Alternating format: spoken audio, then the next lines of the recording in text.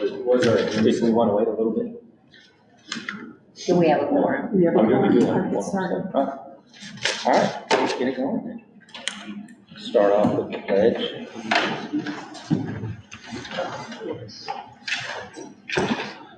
I pledge allegiance to the flag of the United States of America and to the republic for which it stands, one nation, under God, indivisible, with liberty and justice for all.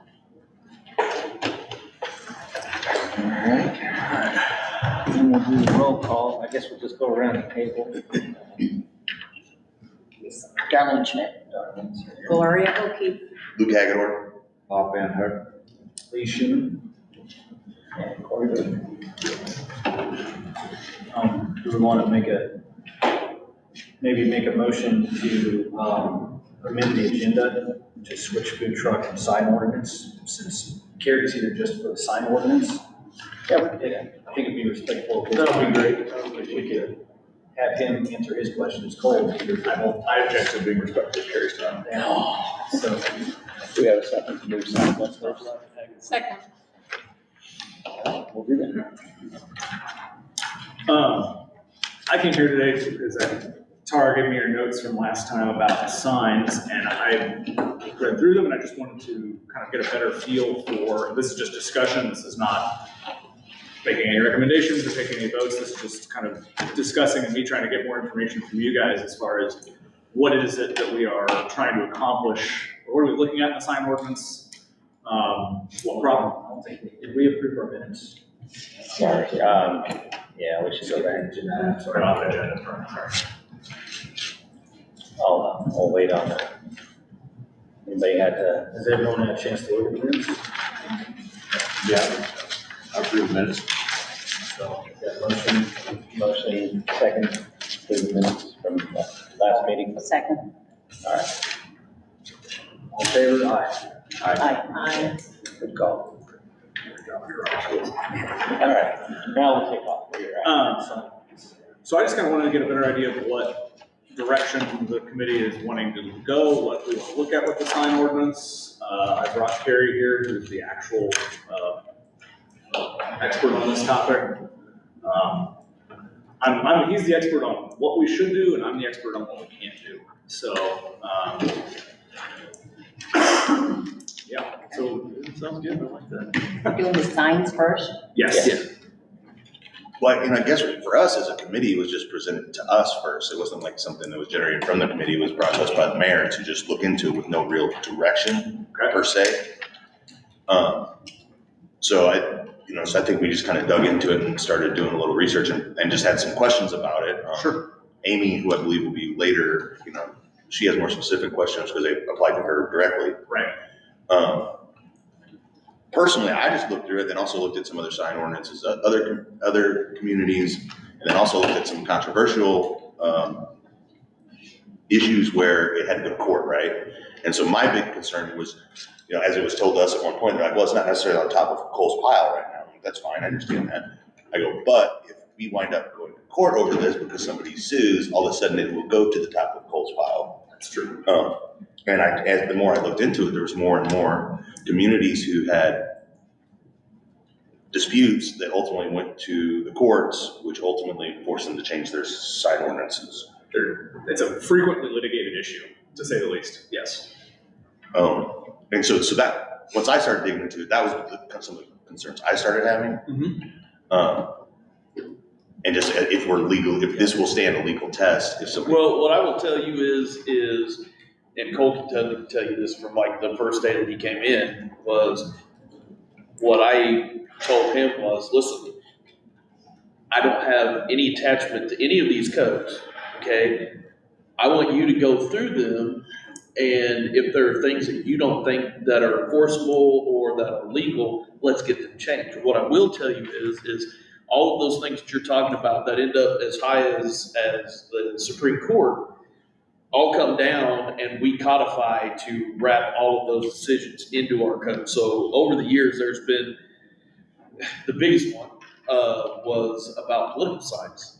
There was a time where we had 30 days before and 10 days after. You could only put them up, and that was deemed by the courts as not constitutional.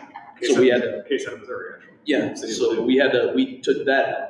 So I think I brought that one in. Yeah. I brought that one to Corey. any time that there is a court case that is decided on signs, it goes into their little lapdog computer area that they go in, take a look at it, and compare it to what we would have and make those changes. And it's something that whether it was Charlie McLeay or Mike McDormand or Ed or Cole, I've always tried to stay on top of those things, and I think Cole went through ours. I've been through ours a few times. I went through it again today just to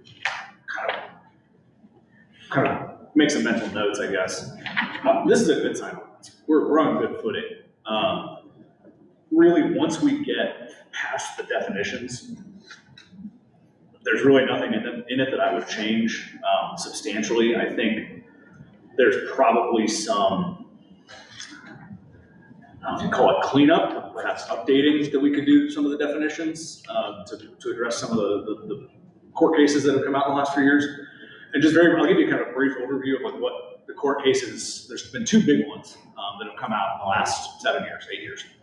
One called Reed versus Town of Gilbert in 2015, took apart a very well-written, very thoughtful, and very unconstitutional sign ordinance. Town of Gilbert, Arizona had an ordinance that had the 30 days before, 10 days after political sign rule. It treated political signs one way, ideological signs like Black Lives Matter another way. Treated directional signs for temporary events, you only got them for 12 hours before, 1 hour after. But if it was a business sign, it could be up, of course, 24/7. And all of this was also viewed through the lens that they actually allowed signs in their right of way. So you could go put a yard sign in the median of the highway in Gilbert, Arizona. They chose to open that up. We do not. We do not allow anything in the right of way. But it's still, once you allow the right of way, you have to treat everybody fairly. And the rule that essentially came out of that is if you have to read the sign and read what message it's conveying to figure out if it's allowed under the code or not, that's not constitutional. That's what they call content discrimination. It's picking and choosing what is allowed, what you're allowed to say on public property or on private property, depending on what it is you want to say. And once you do that, you're toast. Yeah. The only exception that they've really come out with that, the one that brought that back a little bit, was last year in a case called Reagan National Advertising versus the City of Austin, Texas.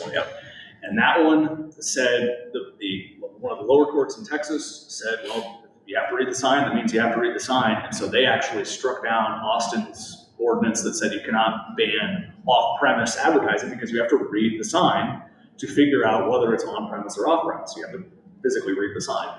And the Supreme Court said, not so fast. On-premise, off-premise is allowed. We're not going to take it quite that literally if you just have to look at it to figure out whether it's in the right place or not.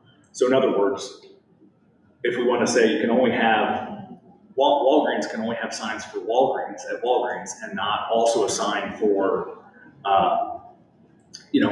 Amazon, for instance, we can do that.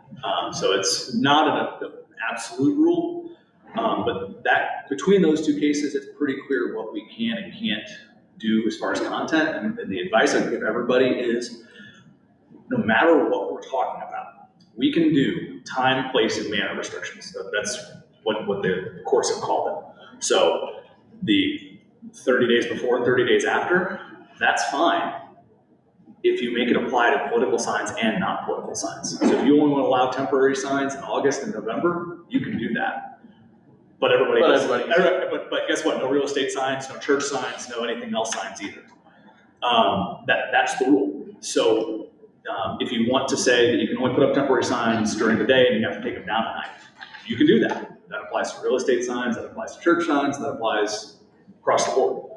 So no matter what is on the sign, if you're going to allow it, picture the thing you least want to see and picture where you want to put a sign. So if we allow a Trump sign, you got to allow a Black Lives Matter sign, you got to allow a real estate sign, you got to allow a church service this Sunday sign, and for the same amount of time. So that's kind of the constitutionality issue. That's what we can and can't do. I think two of the big pieces that were in the code actually that I think we all had a little bit of issue with. One was more than one political sign, restricting it to one in a residential zone. That was one piece.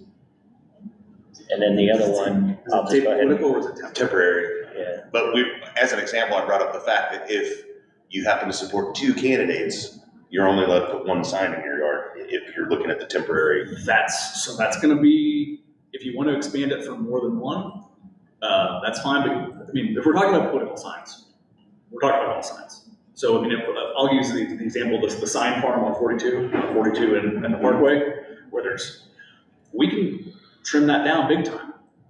But just know that whatever rule we enact to trim that down is also going to apply to every business, and, so whether it's, and I think ours actually does have a ratio compared to road frontage and whatnot. For temporary, and if not, we can certainly, we've got the ways to do the formulas. So if the question is, do you want more than one temporary sign? Yeah, it's easy enough to change it to two. well, I mean, Four, but if you put whatever temporary signs you're allowing, that's gonna be, that would be under residential use though. right, and residential, we have less, in a way, we really have less control residentially, because commercial, we can at least restrict a little bit, on the theory that, that we're talking about commercial speech. But once we get off premise from commercial property, and it's somewhere that anyone, the Trump sign was on the highway, once we're off a commercial premise, well, that's even a little different. It's a little different. But yeah, I mean, the easiest answer is to allow however many, if you want to allow that number, whatever number of political signs you want to allow to residents, that's how many temporary signs we're going to allow. But just understand that what's sauce for the goose is sauce for the gander. And that could be for political signs. That could be for, gay pride signs. That can be for real estate signs, and anything. Whatever somebody wants to put on that sign, they get to put on. Bottom line is, you just can't say you can have as many real estate signs as or political signs as you want, but you can't have this. How and who enforces this? Well, if we were going to enforce it, depending on how it is, it would be, our compliance officer would be the initial enforcement contact, and then it would go through Cole. Ultimately, if they didn't comply, they typically get a notice of violation, and then they didn't comply. I did see it along the lines of enforcement. I did see some areas where we could perhaps, I don't think there's anything wrong with what we've got, but I saw some opportunity to improve that a little bit. And I'll use the temporary signs as an example. Let's say we permit, whether it's one sign or four signs, let's just use the residential one temporary sign rule. If we see a house with, say, 3 temporary signs, do we go take down 2 of them? We can't, we shouldn't, because then we're picking which one stays up. If the Trump sign stays up and the other 2 come down, or, if it's 3 candidates and we take down 2, it looks like we're favoring the other one. So, if we could stand to spell out if there's more than 3, if there's more than 1, we take them all. Or we just charge them in municipal court, we don't touch them, and they have to come in and pay a fine. But enforcement is one that I think we could probably stand to take a look at, and spell out in more detail. I think it's probably a good way to say it.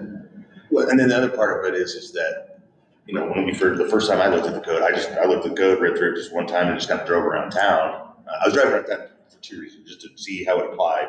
And 2, I was also going to the city limits to see when you crossed over outside the city limits, did it become the Wild West all of a sudden, and then there were signs everywhere? And I didn't personally see that. Like, when you're in unincorporated areas, is it like, oh my gosh, you can totally tell the difference between regulated sign ordinance and then non-regulated? And for me, I couldn't, there was a couple. You gotta understand what you're dealing with when you go outside. Well, so when you go outside of Osage Beach and you're still on 54 Highway, well, it's still controlled by MoDOT. Sure. So the regulations are the same on all the state roads. So even when you go outside, our regulation for, off-premise signage and everything for Highway 54, the expressway, is the same as what MoDOT is. So you're not gonna see a change there. And if you grab Lake Ozark commercially, theirs are similar enough to ours that you're not gonna notice a difference there either. I've noticed that too, yeah. I took a cruise around noticing what really was a disadvantage to us, other than we have, we have the regulations down, and of course, what I saw, a few problems anyway, to some extent. And so that brings up, kind of back to your question about enforcement, is we are typically complaint driven. We don't have the manpower to be driving around and nor do we want to be harassing our residents and our businesses, yanking down. I mean, I drove by one business on the way here today that put 3 temporary signs out this week. The question, and I think a good question for this committee, is what do the citizens of Osage Beach feel like an appropriate regulation on the number of temporary signs? Because I think 0 is not feasible. They're all over the place in town. But what is an appropriate number, and then how, something that we need to discuss and the board needs to discuss is how aggressively are we enforcing this? Are we going complaint driven only? Because I told Carrie today, if we want to establish by ordinance that we are only going to touch a sign or do anything about a sign if somebody complains, that will protect the city from getting sued every single time. I can write you up an ordinance that we will only touch signs if we get a sign written complaint, with somebody's name on it, that they're complaining about their neighbor's signs. We won't get sued, we'll be safe. The problem with that is, it's not fair. And that because what it means is, everyone can break the law, break the ordinance, as much as they want. Rule followers get punished. Well, it's when I can't stand my neighbor, or I've got an issue with the business owner next door, and I'm gonna go in and I'll complain about them, and I do not care. We go in and say, well, we've got a complaint on Bob Van Hook, he's got extra signs out there because so-and-so doesn't like him. Bob says, well, the other 3 businesses have 4 signs out here, but we didn't get a complaint on them. And So our response is, well, you want to sign a complaint on every citizen in town. So it's not fair. Because so what we can or can't do compared to what we should or shouldn't do. Right. I handle the should or shouldn't, and I know we can do it, but do you really want to do it?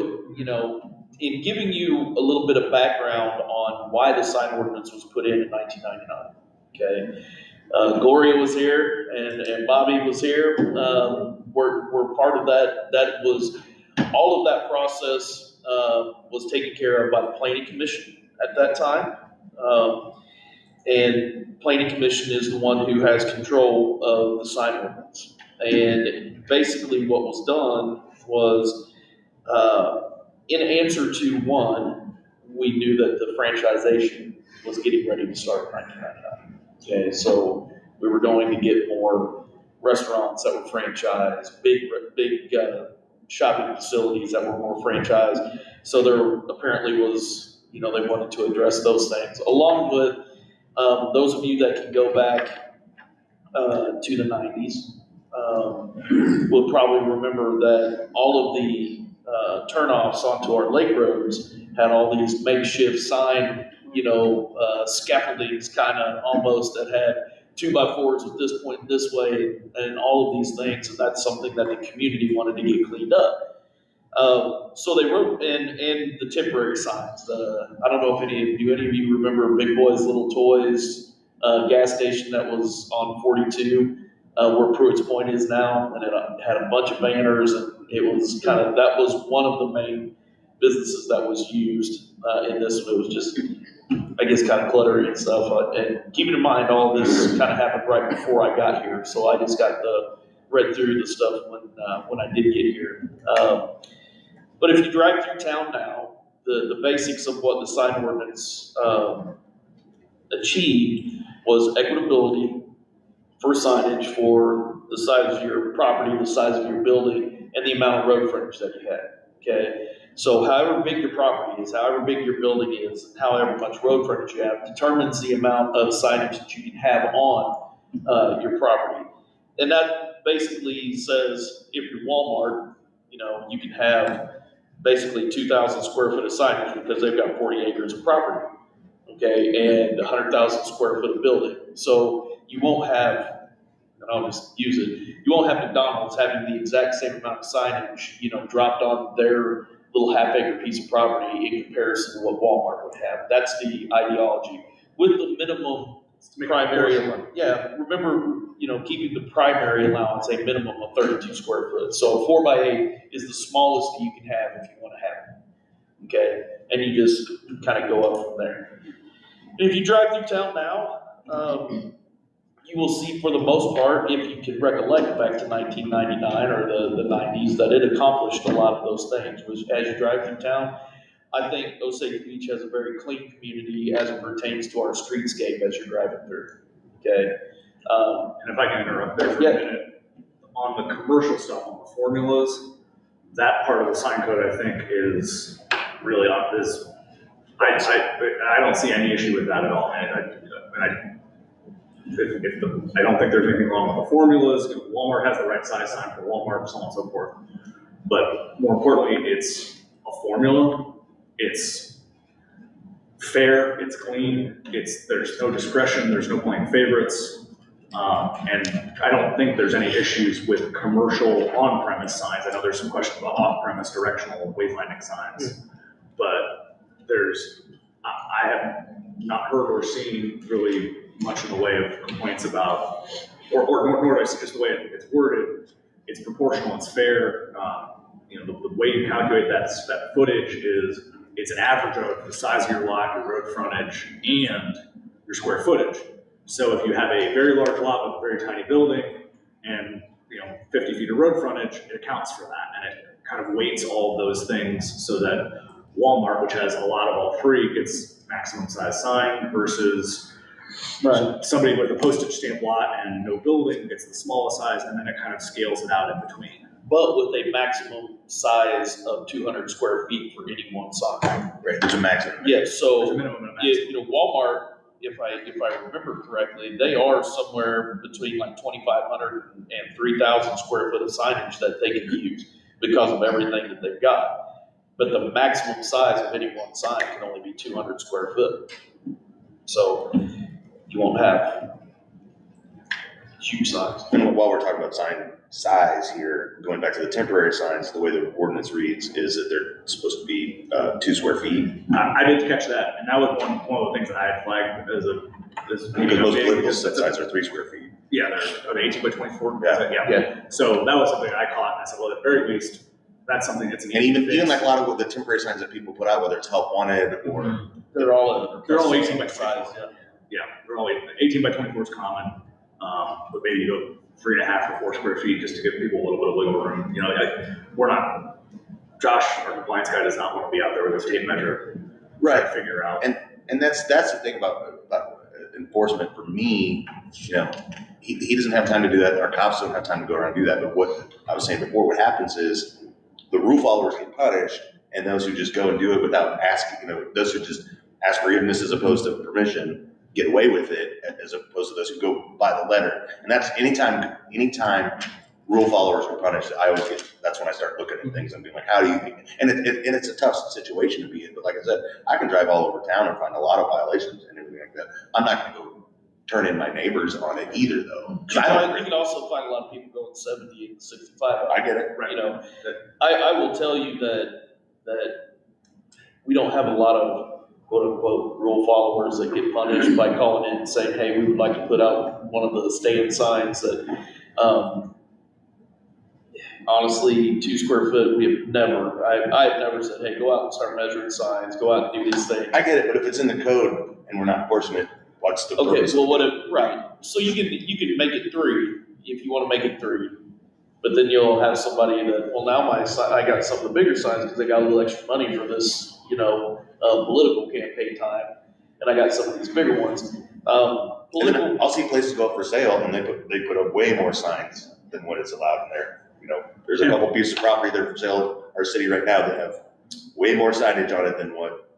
And so our compliance officer, it's primarily complaint driven, and then the egregious ones. We had 2 this last week, where we had 2 businesses in town that had, one's in town and one's an out-of-town salesman, just flagrantly threw up a bunch all over city right away. You can tell from, I'm not gonna name them. You can tell from where they're located, they didn't have permission from the business behind it either.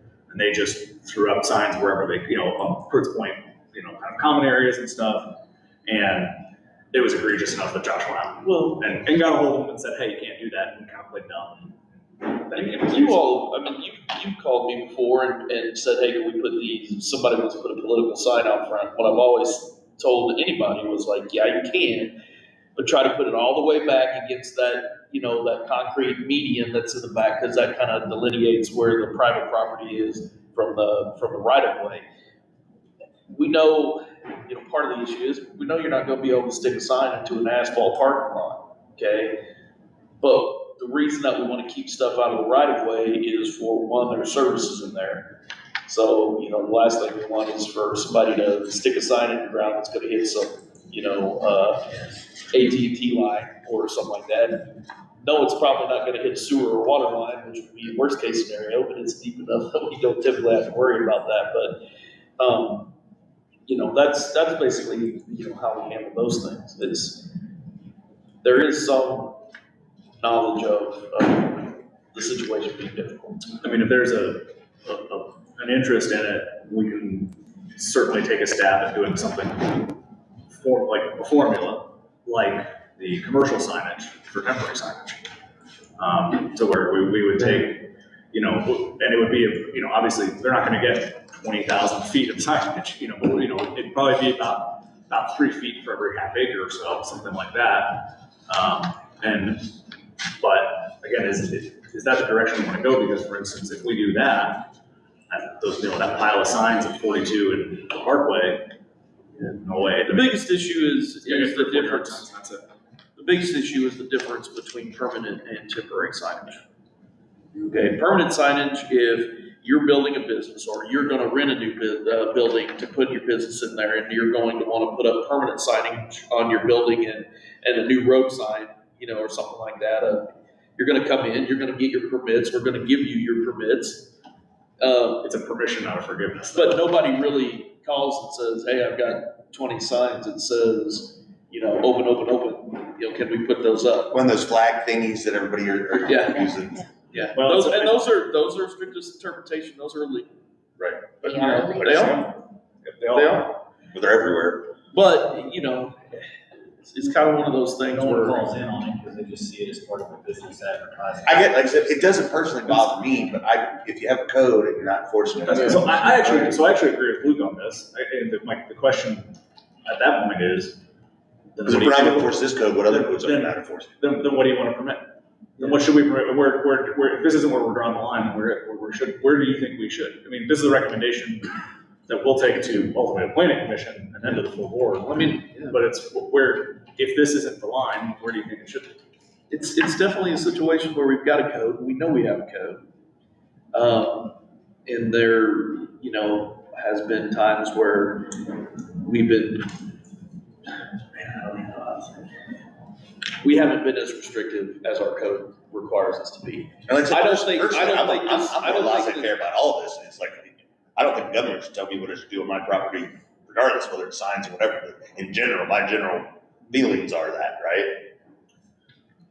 I mean, to an So it extent. sounds good for somebody who's a political science major. What are you doing, Luke? But no, I see where you're coming from there too. It's just, from my perspective, from what I feel like, especially the mayor is wanting to get to, is not to be more restrictive. I think we've got a good sign ordinance, and I will tell you from the perspective of the person that handles signage within the community, I don't think signage is a problem throughout town. It becomes difficult to write into a code to let people do exactly what they want to do on their individual piece of property when you're trying to be equitable. Okay, you start putting specific numbers of saying you can have 4 signs. Well, I can guarantee you, if we say you're going to have 4, you're going to end up they're going to have 6 or 8. Now it says 0. I put up 2 or 3. There's not a real difference from the perspective of enforcement when you look at those things. So it's like, do we start going out and pulling the 2, that's over the 4, or is that any different than the 2 that they have over 0 now? What about those long signs that have The flags. yeah. When they start looking shabby, somebody needs to tell them to move. Or take. They're not allowed. The first Strictest interpretation, they're not allowed to have. Or how do you do it? I mean, do you have somebody that goes and checks on them? There was a time that we used to pull them, throw them in the back of the truck, just like, Like MoDOT used to. yeah, MoDOT. Osage Beach Parkway. When it was MoDOT's, they sent a dump truck weekly, and Really? they pulled every sign that wasn't supposed to be there. If it was inside the telephone pole. And I don't have a problem telling you that, you know, when we went through, the, what do you wanna call it, wasn't, I guess, recession of 2008, plus, the board didn't want us to be overly restricted. They kinda asked us, you know, hey, this is hard enough time, the way it is, you know, can we calm some of that down just a little bit, which is when we became more complaint driven. But you kept it that way. Yeah, we've been equitable, that's the deal, it's, we're not going to tell you to take your flag signs down and let Mr. Van Hook keep his up, you know. The only thing that I will tell you is if it gets bad enough to where somebody puts up 10 or 12 and we get a call, you know, about it, we may get a hold of them and say, listen, strict interpretation says you can't have a period, you know. The other area that I know we had some questions on, and it's, you know, kind of difficult. It's 405, 370B4, and that's the, I think directional type signs.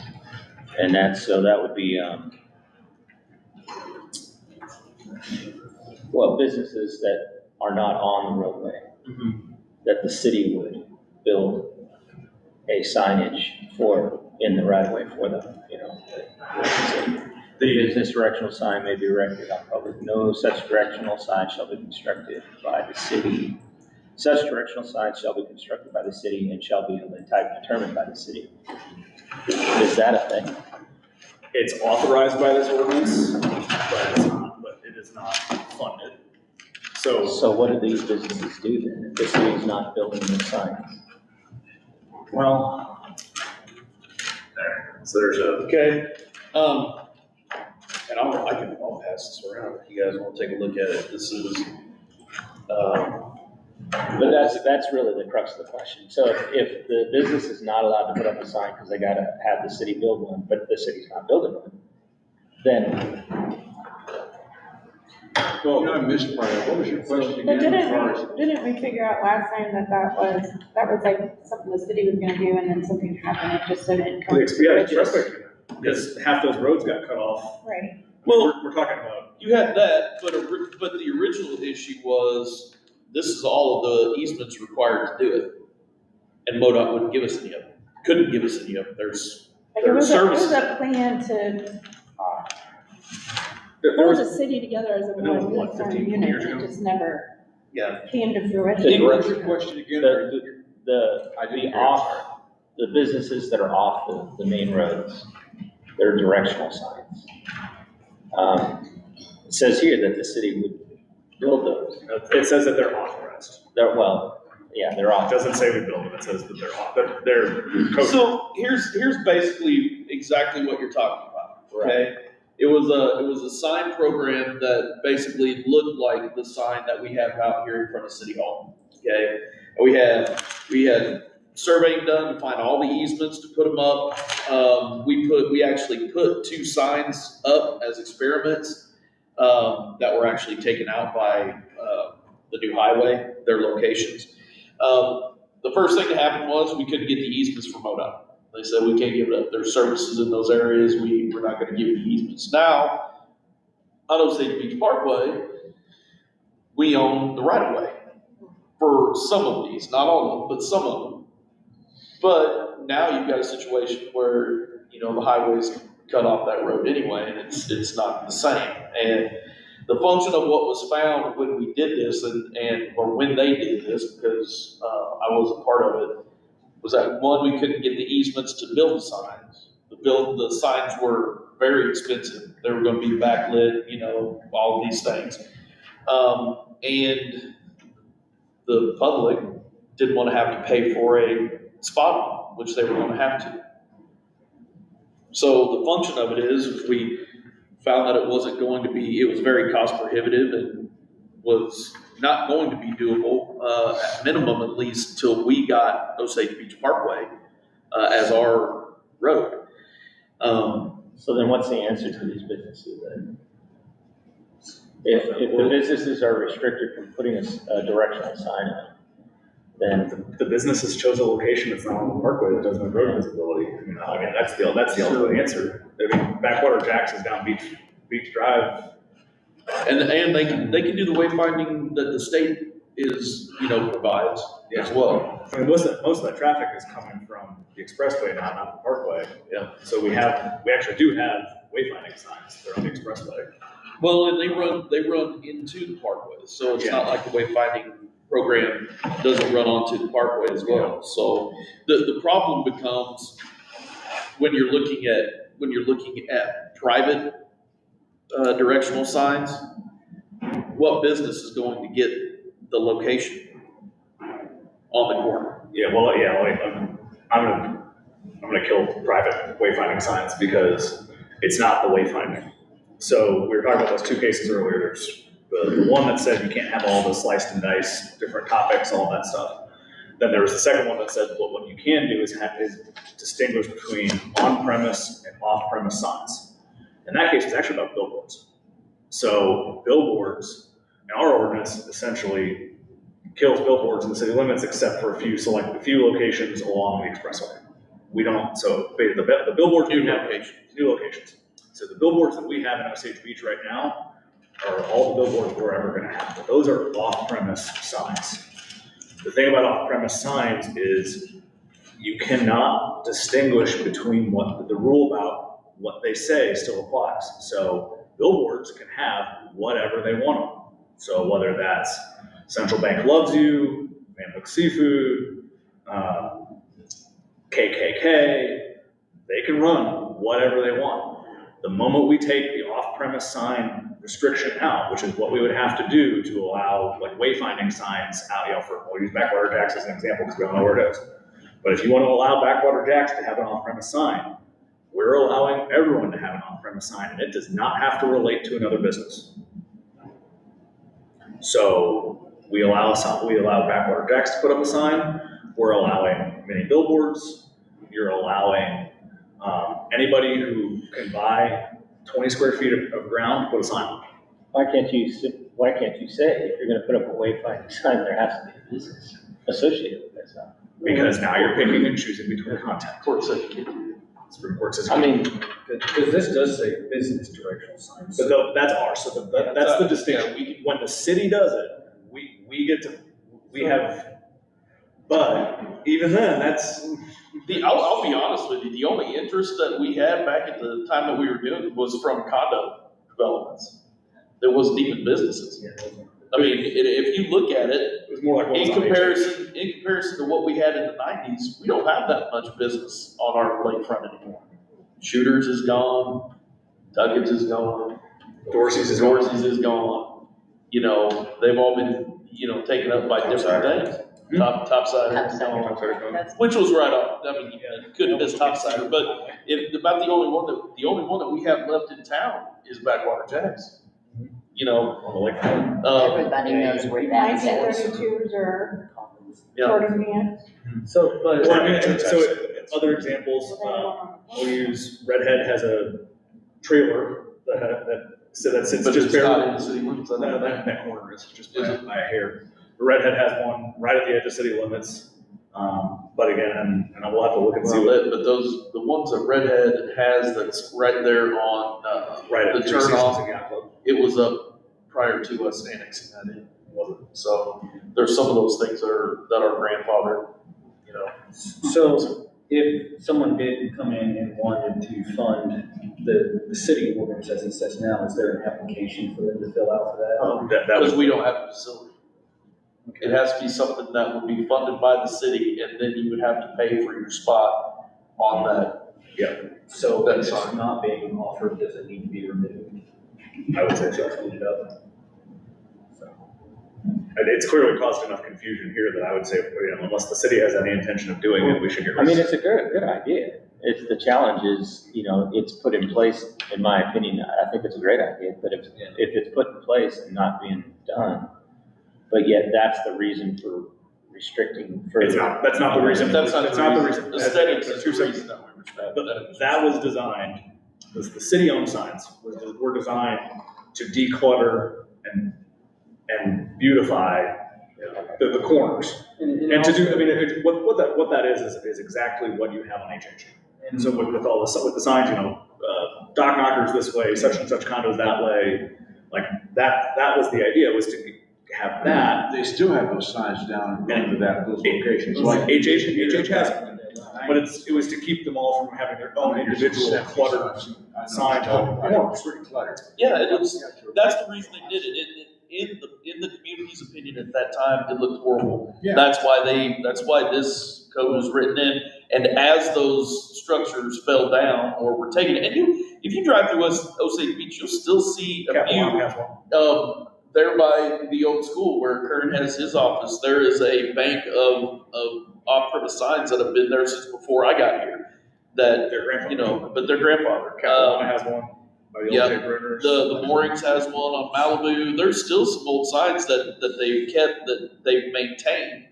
And, The Margaritaville we're not sign. gonna tell them that they have to take it down, but as signs have come down, they've got dilapidated or blown down, they weren't allowed to be put back up. And that was one of the good things about the city making a consistent image with this ordinance, but then also, they were all maintained.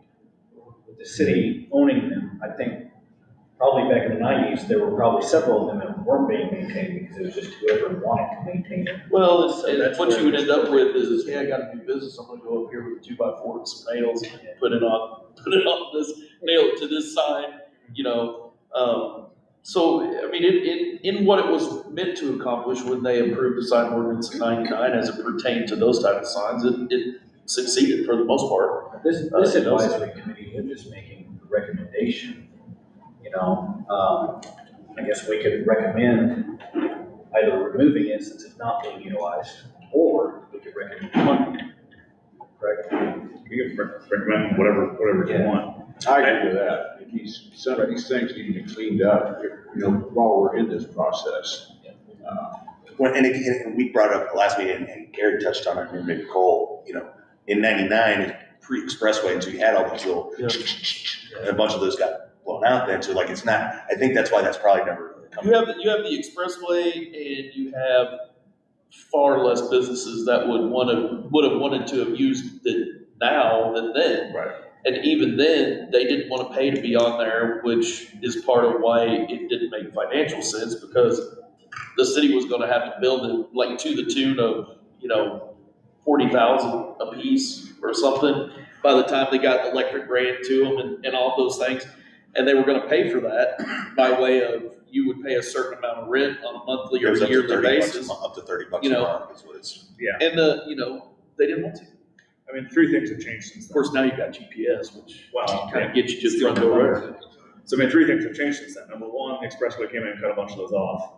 Number two, you got the wayfinding signs on the expressway. Well, actually four. Number three, a lot of the junky old ones have come down. And, we rattled off a list of grandfathered ones, but it's not even every road anymore. The Margaritaville sign is another one, but they actually own that real estate. And then the last thing is GPS. So, I mean, with GPS, the idea of all those signs, like I remember as a kid coming down to HH, you were looking on the signs, where's our condo? Because it was that or you had the AAA map out, Nowadays, everyone's got it on their car, or their phone. I can just tell you, while it was a great idea when they came up with the idea, it would not be something that would be used by the public now. You would end up. That's time gone. Yeah, it's just, they would be structures that the city would spend a fortune putting up. You would have maybe a business or two and 20 empty spaces, and you know, I think it'd be a very large waste of our citizens' money when we have a lot of things that we need to spend money on that serve them better. Let me ask you this question. In regards to the Margaritaville sign, what is the situation with that? Is it built on, I've heard controversy on, is it private property or? I know that one. I litigated it. Yep. Right. They own it. So they own, so if you look at it, they own 20 or so feet wide. So what was the old Sonic, what's now the Pancake House? They own that real estate. It is not an easement, it is not permission, it is, in a way, I'd have to look at it. But if it ever came down, it could go back up. Probably. Yes. Well, the only question to me is we'd have to look and see whether or not it's really on premise, whether them owning real estate makes it premise or not. I don't think that does. It won't, So because it would have to be where the it has to business be where the business. is, where businesses take it. So if Pancake House were their sales office, then they can keep it, then they can put it back. Right. Although No, that would be way more than they could have. but it's still too big, so. So, Right. it is, that sign is literally a sign that if it came down, it could not go up. If a tornado hits it, it's not going It's back up, not going back up. under any circumstances. But if another company comes in and buys out Margaritaville. They can reface the structure. They could say done. Right, that's what I'm saying. Yeah, it was Tantera before. Yep. Yeah, you can, another one that I can, I don't even remember if it's still there.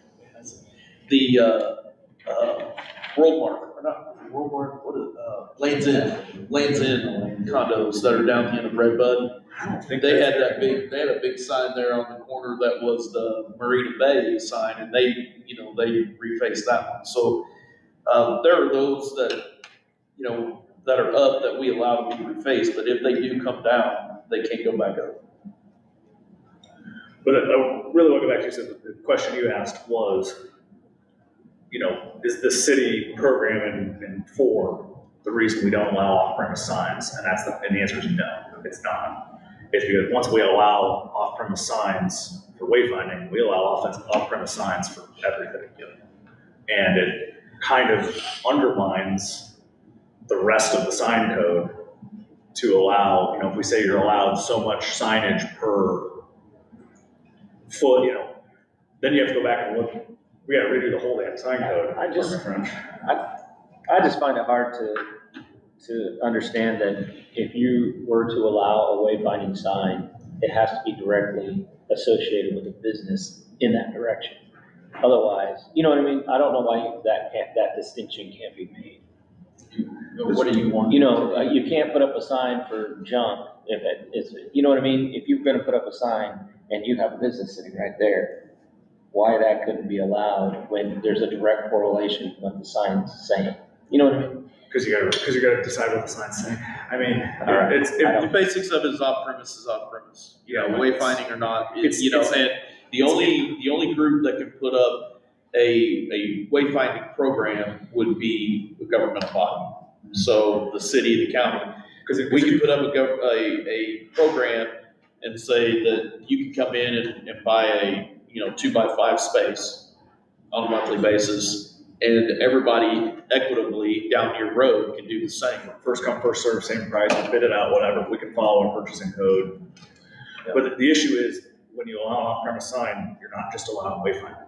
So if Walmart wants to put a sign on the Cannabis Depot property down below it, it can have all of Walmart's specials. It does not need to be wayfinding.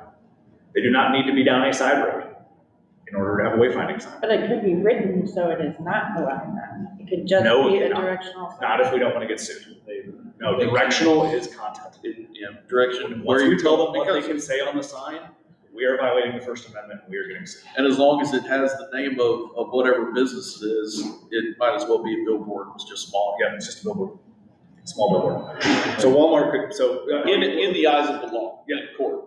That's the basics. When we go in and we start writing things, that's what we have to keep in mind is regardless of the sign, and if it has an arrow on it, if it says Topsider, if it says Salty Dog, I'll go way back. If it said Salty Dog on it, it's a billboard. It's just 10 square feet instead of 400. whether it has an arrow on it or not. So like I said, using Walmart as an example, yes, so we permit off-premise signs. Walmart can go put a sign down on the Cannabis Depot property.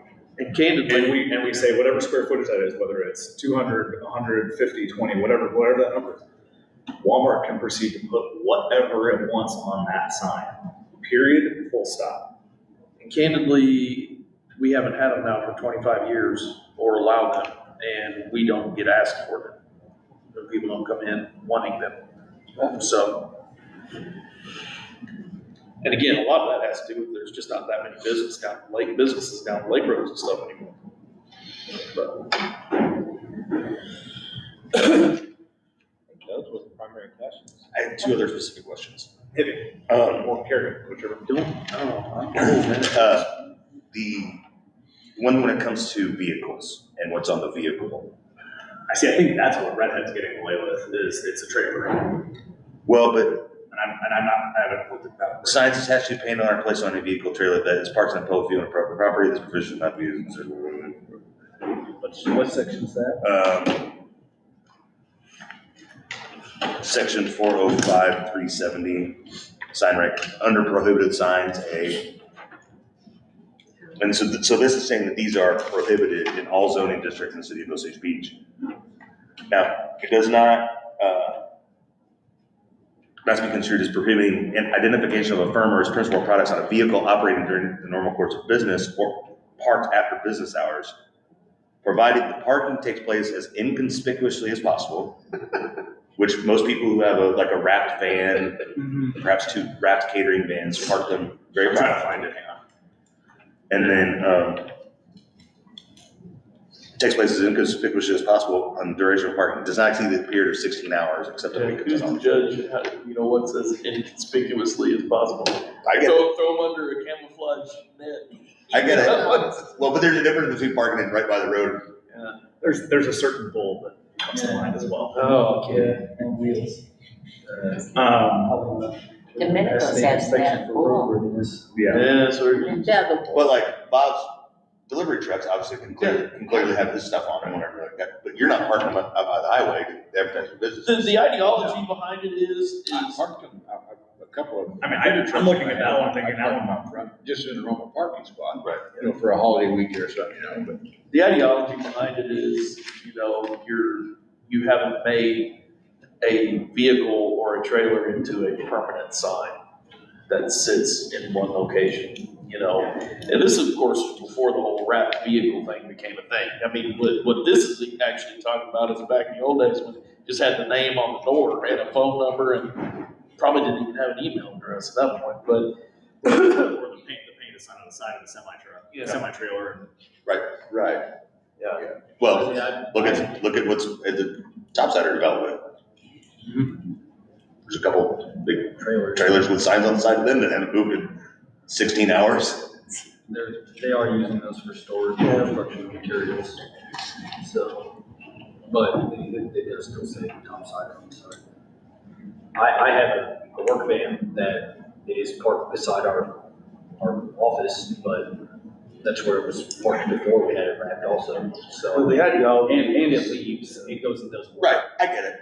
Like I said, just if we're picking, like I said, I was asked to pick this thing apart, I picked a few things apart. That's a good pick, because, if nothing else, the wrapped vehicle phenomenon is here to stay, and we don't want to be in I'm with you on we don't want to have an ordinance that we're not going to enforce.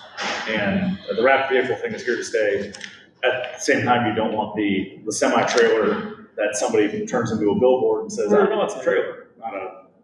Well, they're just, another example would be like U-Haul or any of the moving companies, all of theirs say and they're lined up along their property. They don't have anywhere else to park them. And they Yeah, can't park inconspicuously. that is as inconspicuously as possible, but why should they get away with, it was never, that section was never meant to, cause any issues with construction companies or moving companies or delivery, wobbly boot delivery vans or any of that kind of stuff. It was to address, trucks or trailers that were just parked.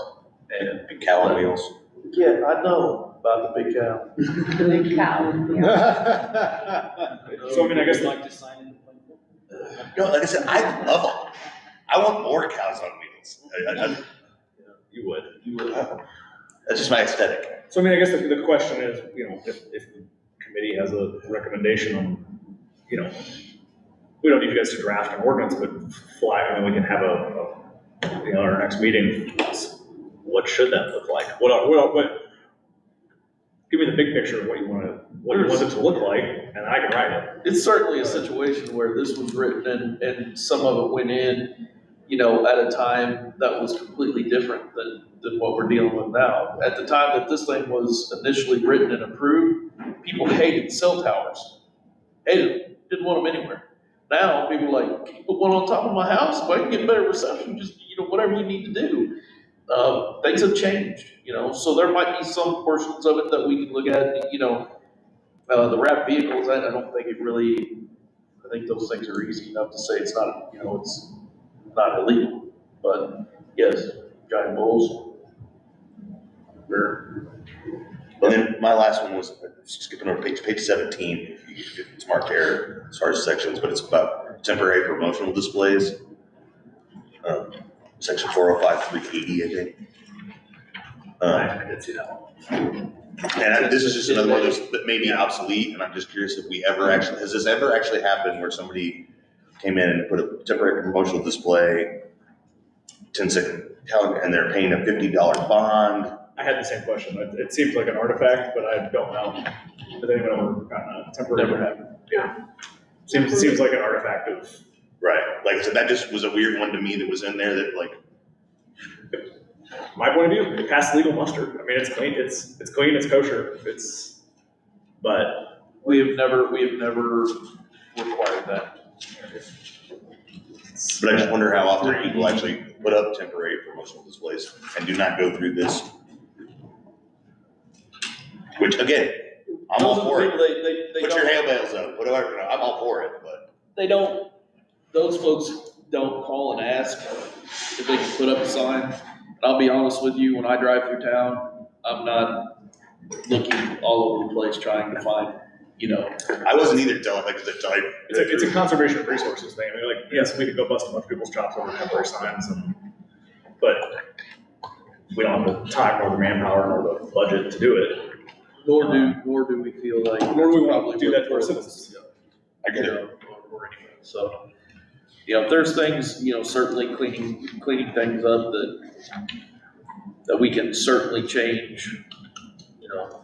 Well, if anyone, tell you what, on the signs, just because it's 6:55, if anybody has, and if you send me your notes, anybody else has any changes or follow-up questions or suggested changes, or I think we should or I think we shouldn't, fill in the blank, you can just email Tara and Then what we'll do is we'll take care of, you know, between myself and Cole, we'll work those, you know, possible amendments to the code in, and we can take them to the planning commission, and probably we'll invite a couple of you to come and you're all welcome. you're all welcome, you know, but if you want to come and speak, just say we're asked to do this, these were some of the things that we came up with, we feel that they're important. I think that the planning commission would be very receptive to that, so.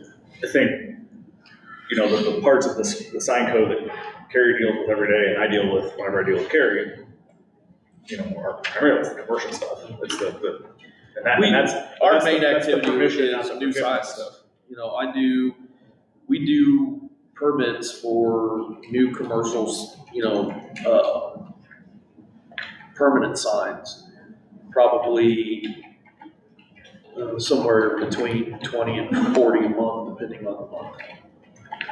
So, new signs, new sign faces, new freestanding signs, that kind of thing. And, you know, for the most part, that's what we use the ordinance for. That's a long sign application. Well, we do take, I mean, we have a lot of new businesses coming in, and we get a sign permit every time a new, insurance agent rents a unit. You know, we get a sign permit for that. $10, you know, just to make sure that if they're gonna attach electric to it, that they do that per code, and make sure that they put it up on the wall or on the outside of the building so that it won't fall down and hurt somebody or damage property or something like that. And then new freestanding signs have to be engineered so that they can withstand a 90-mile-an-hour wind load. So those are pretty much the things that we do our permits based on. you've probably seen more facing stuff from existing businesses who had a good fortune and just want to. There's been a ton of rebranding done, especially by the franchises. And we'll see a lot over the next year from the franchises. If you go up to the cities right now, you'll see the vast majority of the fast food restaurants and stores and all those things have rebranded better looks, you know, and so that'll get down to us here in the next year or so. Well, I think kind of the note I wanted to end on is just, you know, having gone through this code, there's what we deal with regularly, where the vast majority of the sign codes application falls, it works. I think it's in good shape. There are obviously some artifacts, some dark corners that I've never read temporary promotional displays unless I skimmed over it before once, but it wasn't what I was looking for, so that didn't matter at the time. I don't think there's any legal problems with our current code, and I'd like to keep it that way. And beyond that, you know, I really do rely heavily on Carrie for within what we can do, what should we do, what makes sense, what's enforceable, what's, you know, gives our businesses and citizens residential, like you said about the one temporary sign at a residence, what gives them all the opportunity to put their best foot forward without opening up a can of worms, you know, to where now we can have a billboard on every corner. So that's really kind of where we're coming from. I do think the code's in good shape, but there's absolutely some cleanup to be done for some old stuff. Apparently we can get rid of temporary promotional displays, a couple other things. There's some other, I think we definitely need to go from 2 feet to 3 feet on temporary signs. And then if you'll get us your input, your suggestions, your questions, we can take that and at least put together a draft of some changes so that you can see it in red line like you're going to see in the food truck ordinance. So you can see what that looks like going forward, and we can have something to talk about. That's all I got on signs. Never hesitate if you want to come and talk to me or call me or anything like that. Never hesitate. Come on in and talk. See what's going on. You were scared, Gary. I bother him a lot. Let's do, so we have a timeline of when to get this stuff back to me to give it to Cole. It's like 2 weeks. 2 weeks, so our next meeting, do you want to do it the 6th or the 7th? So either the first Monday or first Tuesday of November. We have budget workshop alternative on the 7th, so. Okay, so no 7th, so the 6th, November. I'm good with the 6th. that's a Monday. November 6th on Monday. It's okay to me. Okay, I'll have to get coverage again if I can, if it's on. For our next meeting, so. We'll Oh, overtake you guys. yes. I have a question, just one question. I'm running the door for Cheese Kingdom. I'm missing Cheese Kingdom tonight. Who wanted us to look at the Which signs? oldest in the boys? Mayor Hodgson. yeah, Okay. Did he have any particular portion of the ordinance to concentrate on? No, actually, didn't. The mayor? Yeah. I think we're pretty aware of what the mayor's wanting. I didn't know if he stayed with it, so I didn't have anything. And then, Amy, what about your concerns? Have your concerns been addressed? I mean, a lot of them, yeah, I mean, but like, I've talked to Gary about this, we're just one of those businesses that fall outside of what everyone else is. We are one of the businesses that are down the road. Yeah. That still exists. The Y is one of those businesses that are down the road that still exists. And, you know, and we also are dealing with the fact that the airport is the off-premise property, which is not what anyone else at the lake in terms of off-premises is having to deal with. So it's a situation that's outside of the box of almost everybody else. Well, I mean, I guess what I would say with that is there's no other locations that we would allow any other off-premise signs to go up on any of the intersections, whether it was the airport or not. The airport being city property, well, then there's even way more than just, we would have to go out for bids for anybody if the board did decide they wanted to allow a sign, but we couldn't. It's one of those situations, I mean, I'm not gonna sit here and say I want somebody to give me permission that nobody else should have. But in our circumstances, a lot different too. I mean, we bought a building from somebody who told us that we were grandfathered in, that sat on as an alternate on the board and gave us all the instructions as a new business owner that we could do this and that. And then we come to find out only by our fault that that was not what was actually allowed or permitted. So had I known that before I bought the building, I probably would have not purchased the building at all. You know, when we asked those questions of our realtor, is this allowed, can we do this, and we were told yes. You know, that was, but, That's really unfortunate. yeah. But You at would be the the first same, person that a realtor said what they needed to say to get the deal done? yeah, no, I'm not. But at the same time, I also, you know, I can't think of her name, that used to run the YMCA. Janice? It's totally, Rutherford, right? Joanne. Yeah. I mean, it's unfortunate that even the YMCA is as state-of-the-art it is and nice that it is, you know, that a lot of people, I mean, I walk into buildings, the ladies at the, for instance, First Mint Bank, it's 2 blocks away, did not know that there was a YMCA there. And they've been there in that building for 8 months. So yes, we have GPS, yes, we have all this stuff. But I'll tell you, all the time, I get people who look up my GPS, and number one, it says on Google that our building's at 5848 Lyons Road, which it's not. Our building is 980 Airport Road by 911. So, and I have called Google, we have had lawyers call Google and everything, and we can't get it fixed.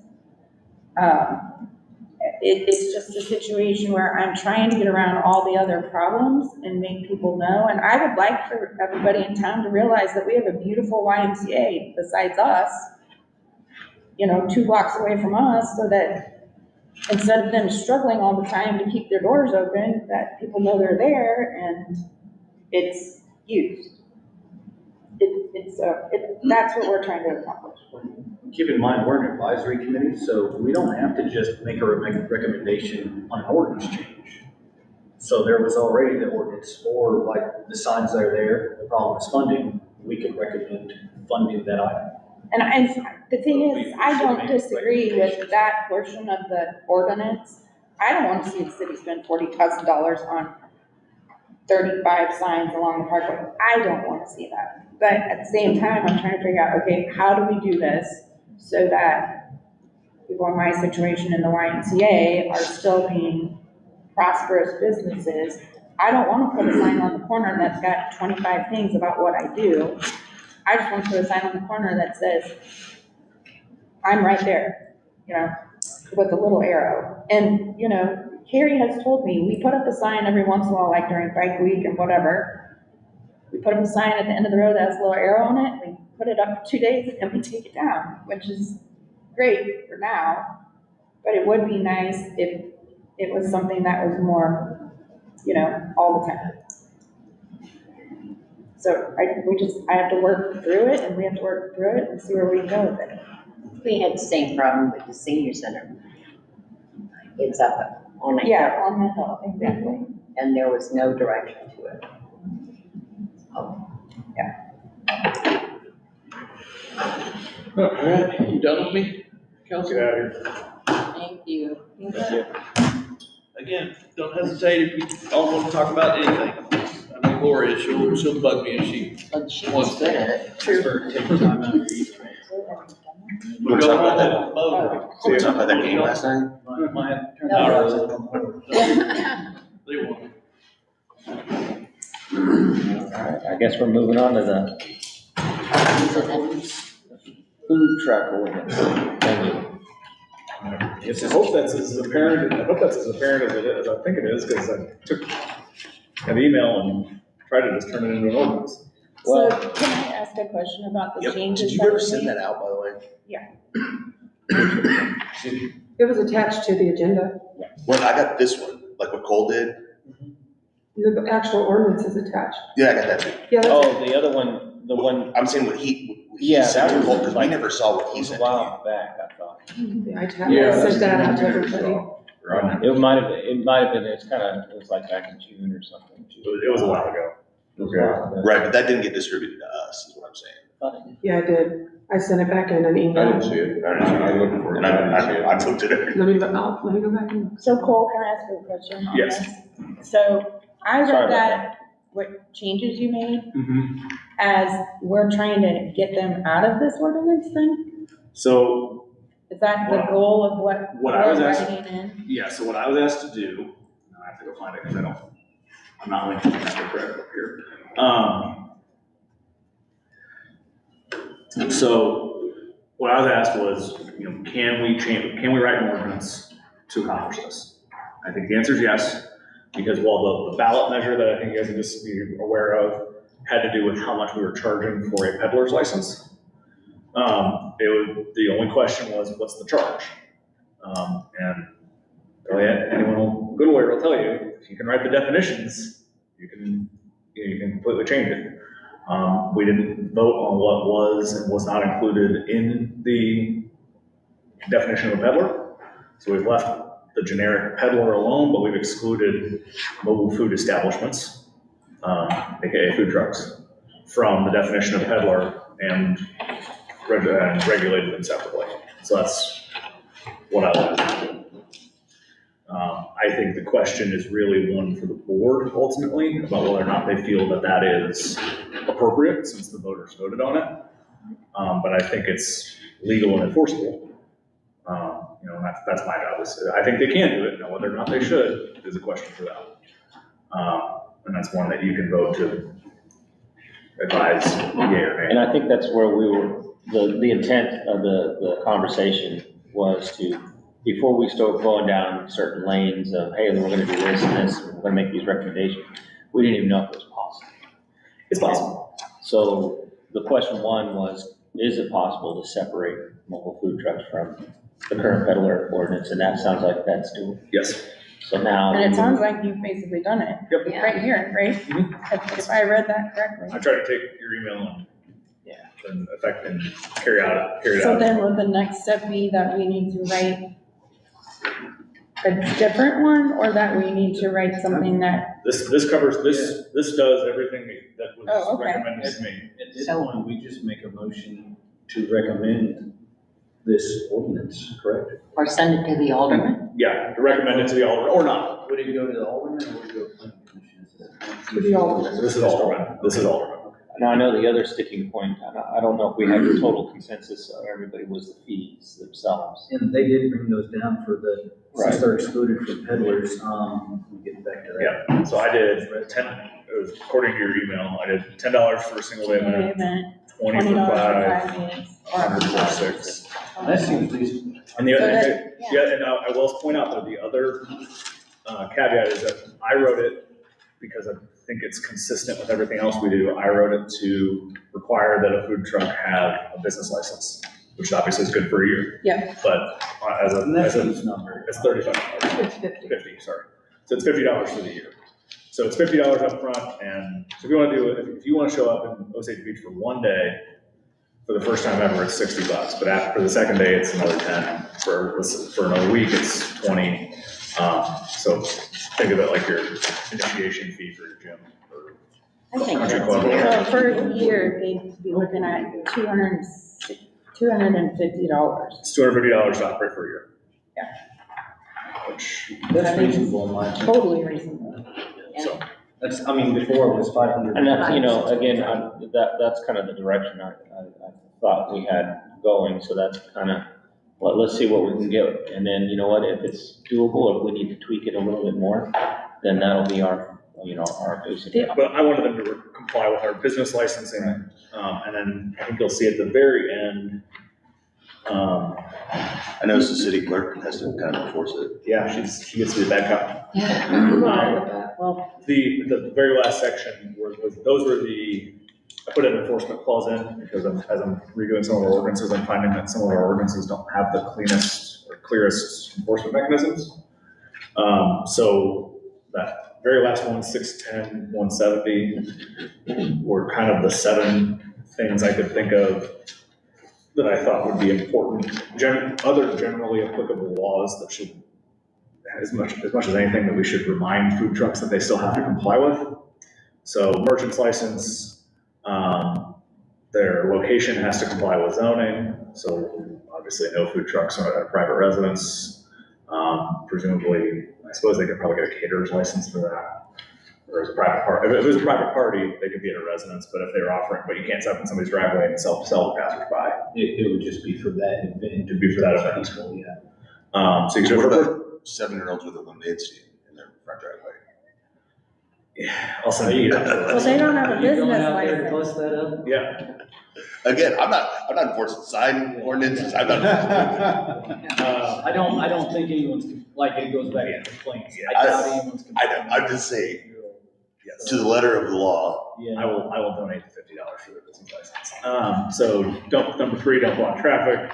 4, because we've had this issue with some brick and mortar restaurants, keep grease and other undesirable stuff out of the sewer system. So no, just, running your, dumping your grease out into the sewer. Make sure to provide and obligate them to provide a means to handle trash. So that, they're not just setting up and there's no trash can, and people just kind of leave it sitting on the curb or whatever. Number 6, comply with, OCHB doesn't have food safety, but county, state do. So that's not one that I really anticipate us getting into, but it does give us a basic of, Well, the Missouri Food Code is quite restricted, and as long as I think they're yes. following that, I think we're. What that really covers us is if they're doing something egregious and obvious that we can tell violates the food code. No, we're not food inspectors, but if we can tell, if they're slaughtering chickens in the back, and then throwing them on the grill, so we can go ahead and Right. ding them on that.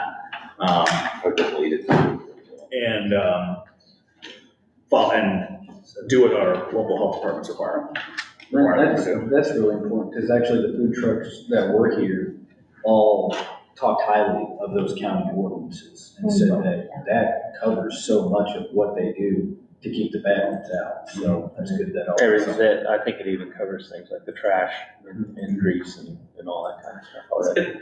The trash, the grease, the traffic, Yeah, I can the tell you. zoning are the things that the city cares about. Like going back to their commissary, like the hours, like the county ordinances do a good job. Yeah, I can actually just speak on that. We just had the health inspector come to our place for the 2 food trucks that are now using us. And it was very, very restricted on where they were allowed to dump within our kitchen. They had to dump within our kitchen, where the gray water has to be dumped, how the grease has to be disposed of. It's very in-depth. But those are obviously, I wrote that as a separate section because that applies strictly to food trucks and not to the peddlers, solicitors, others. So that's a unique section for them. I think we needed that, didn't we? Because we It didn't. doesn't exist right now. I mean, right now they're no different than a door-to-door salesman. I mean, Cole, I'm just gonna say it. According to what I've been dealing with the food trucks, I think that's great. I think it's hit everything we've talked about, and I think they're gonna be happy, and so I guess for me, it's like, what is the reason we're doing it? Was the old law It's too excessively expensive. prohibitive to keep I food believe trucks out? It was too expensive. Well, the biggest complaint was the cost. yeah. The second complaint was it may have correlated with the cost, it just seemed like they were not peddlers. They want to be treated differently. Yes. So there was that. And then there was I guess it's also associated with cost with that, when you compare them to the surrounding areas. We tend to be a lot more expensive than the other surrounding areas. And, I think that grand scheme of things, I think it all boiled down to the price. Oh, that was what I was hearing from Charlie. Was, from what we're hearing from Food Truck Festival and stuff like that, so. I noticed in here though that they did remove some things from the solicitor definition. Let me explain why. I don't have any problems with them, but since we're having a meeting, maybe be explained. So that goes back to our little First Amendment problem. Once you define somebody by the purpose of their speech, whether they are soliciting for a charitable, political, or religious purpose, we are now picking and choosing how we regulate people based on the content of and their view of, and potentially their viewpoint of what they're saying. So I saw that as a giant red flag. I didn't hear your question, I'm sorry. So he asked about why I stripped out a bunch of the definition of solicitor. Oh, okay. Because it has to do with charitable, political, religious purpose. That goes back to the we don't pick and choose amongst people who, based on the content of what they have to say. So if we're saying they're a solicitor because they're soliciting for charitable, political, or religious purposes, we are now singling them out, even though we're singling out a bunch of other categories too. So I trimmed it down to the safest possible one, which is we're just making this a commercial regulation. It basically just says makes or attempts to make personal contact with the residents at his or her residence without prior specific invitation or appointment from the resident for a commercial purpose. Or salesman. And so he says, the definition is still there, but he's making it to where it doesn't isolate to any specific purpose. We're going commercial only on that, which we're saying commercial is less protected than the others, not the other way around. It's doing nothing for the food truck thing that we were looking for, that's a cleanup. but he's just eliminating some risk. No, it makes sense. Because if somebody came in and said, I want to go around and solicit for, to support my church, I say, oh, you're a solicitor. Exactly. Ran into that before. It was an HOA thing, but it was, we had no solicitors. But then similar situation where ballot harvesting or things like that, where you couldn't say no to that at all anyway, let alone, things like the church or something. HOAs can. So, well, we didn't. Cities cannot. We didn't. Yeah. The point was the distinction, though, that between selling something versus a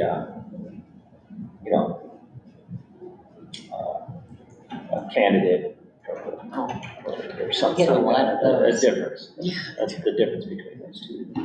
So does anyone else have any questions or concerns about what's been drafted for chapter 16?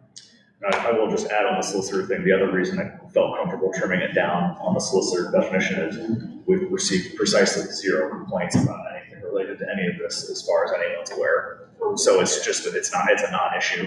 So it seemed like a much safer thing to do to just roll back, be less restrictive on that since it could get us sued and it's not really doing anything else for us right now. That's all. That makes sense to me, yeah. It's a cleanup while we're in the chapter. Well, I like to say, while we've got the torso open for surgery, we might as well fix this too while we're at it. So the one trouble I was having was trying to figure out the evolution from 93 when it passed to now. Because I know the coding's different because it's like a different set, So how did it come to the point where we started considering food trucks as peddlers versus? I believe it was I believe this food trucks were always peddlers. Now I don't know the history really at all. I mean, I wasn't here in 93 when I was 7 anyways. But I believe food trucks were always considered part of it. I honestly don't know the history of food trucks. I don't know if food trucks were much of a thing back then. They weren't. So, and when you look at the newspaper coverage from back in 93, they don't mention, they're talking specifically about people going around in residential neighborhoods. I actually don't feel like that people I've talked to, that they were even considering food trucks at the time. Well, Exactly. the vehicles weren't efficient enough to run a kitchen. I think they Right, were. yeah. they were I think solely- that's more the peddler atmosphere, selling this meat and Right. seafood or. Yeah, Well, and it's specifically because because when this passed, it passed pretty overwhelmingly, 312 to 84, whereas Sunday liquor sales only passed 292 to 104. So the city was more passionate about this. more peddler. anti-peddler than pro-booze. Right, which for the city of Osage Beach is saying something. Sure. Even in 93. Yep. So I said, I'm really wary about overturning a vote by the people by lawyering around it. No offense to No, none taken. This is lawyering around it, absolutely. And ultimately, that's I talked with the mayor about this. I said, look, at the end of the day, this is a question the board has to decide. Can we lawyer around it? Yeah. Do you feel it's appropriate? That's up to you. So, if the board's not comfortable overturning the vote of the people, that's a policy decision, not a legal decision. If they vote for this, and it passes, it will stand, it will hold up. We've lawyered around it. If the board decides that they're not comfortable with it, I won't be offended at all. I think maybe our committee just makes the recommendation to put this in effect. Now, how the board goes about doing that, they can come up with that procedure if they want to put it on ballot or if they want to pass it themselves. But I think us as a committee, we're trying to recommend something to improve the community. Exactly right. I agree. There's no other questions. I'd like to make a motion to the Board of Aldermen to approve the revised Chapter 610 peddlers and solicitors. I'll second that. All in favor? All in favor? Aye. Aye. Anybody opposed? You're opposed? Luke's a no. Did you have anything that you wanted to change with the ordinance? Or? Like I said, as it is, especially since we just got this, did you ever find the email? I did not find that, no. And like, because I didn't see that went out, we created this, and so if we're voting today, I'm voting. So you'd like some more time? Do you want to make a motion to table? Well, like I said, I just don't feel Wait, comfortable. Wait, it's already been voted and done, Yeah. so, yeah. Yeah. Sorry. Missed that I didn't realize you were.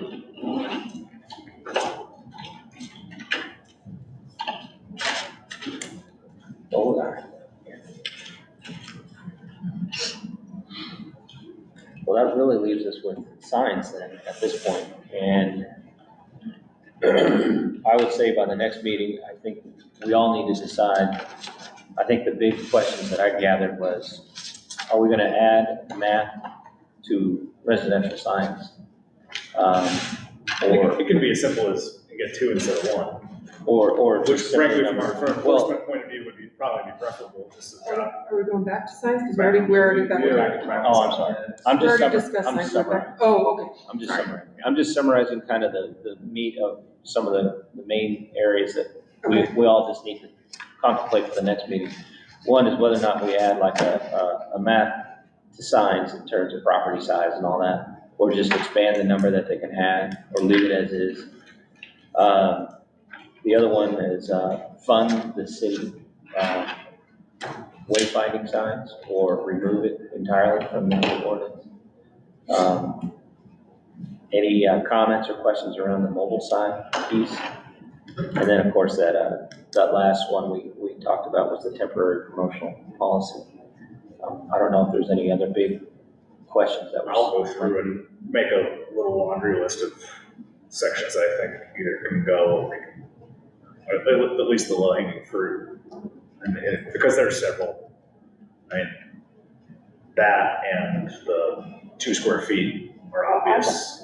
I'd like to propose, even for me now, what I know from what the two of you answered today, I'd like the opportunity now to look through it again, knowing what I know from you guys, and then be able to say, okay, here's what, in the next meeting, maybe we all do that and say, okay, now that we know what we know, here's what we think might work Sure. or can be adjusted.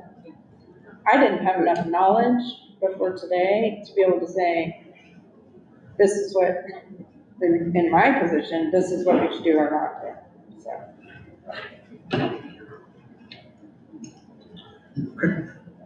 I will eagerly await your input. Like I said, Tara, I can just send my email address out to everybody. You can just send stuff direct to me. I'm happy to answer questions, bounce ideas off me. The more we can talk about it in advance, the more thoughtful I can be when we actually have a full meeting on it. But if you have particular questions about why is this way, or why can we get rid of that, I'm happy to. An email works great for me because my days come and go, and but I can check email when I have a few minutes, and it makes it easy enough for me to kind of. If I see something, I can gather my thoughts and get back to you once I've had a chance to think about it. Sounds good. Any other questions? Motion to adjourn. Yes, absolutely. Second? Everybody in favor of adjournment? Yes, All right. November, November sixth. was it 6 or 7? The 6th, Monday? We'll see. That is the day after the 8 in the morning or 9 in the morning Chiefs game over in London. how about that game It's on yesterday? Monday? Yeah. What's that? It's on Monday? Sunday. Sunday. The Chiefs game's on Sunday, that previous Sunday morning over in London at Oh. like 9 a.m. I thought it was on Friday. Everybody, yeah. I say London because that's Oldie at 5. Yes. Not city related stuff. I was excited to see the. Try to get home before a certain. Fair enough. Unless you send it to, unless he sends it to. I'm sorry, I didn't realize. No, He he can can bring it to the board, the date of it. Yes. Oh, okay. I was saying, he could bring it to us. I was looking at it. No, Where here's did the it thing, go? is I'm taking it and I'm putting it into an ordinance form right now. I'll take that, so no, we can't. You guys approved it, sending it this way. Unfortunately.